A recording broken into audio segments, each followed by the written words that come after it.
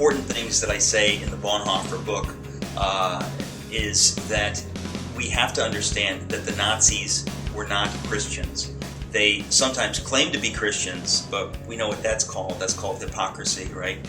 As I did my research, what was clear to me is that not only were they not Christians, but they were extremely cynical about Christianity. In other words, they knew that they had to use ignorant Christians to sort of further their aims. And so they really kept their agenda hidden as much as possible. And of course it was quite possible because this is a totalitarian culture where you have the ability, the government had the ability to let whatever information they wanted out and to keep whatever information they wanted from getting out. So they presented themselves as being moral, upstanding, and Christian in this basic sense. I write about this in the book because it's a little complicated, and you see that many people were totally fooled. They had no idea what was really going on. But not only were the Nazis not Christians, and not only were they cynical about the church, but they were bitterly anti-Christian. We have to understand that they had a basically atheistic and neo-pagan worldview that just has nothing to do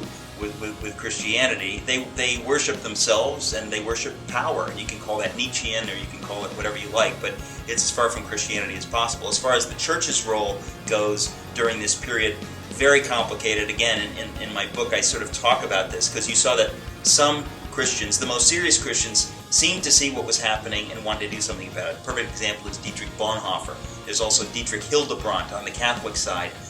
There are a number of names. Niemöller is one, but many church leaders were fooled. But to sort of say that the whole church failed, it's kind of a half-truth. In some ways it's very true, and in some ways it's simply not true. It's a little bit more nuanced than that.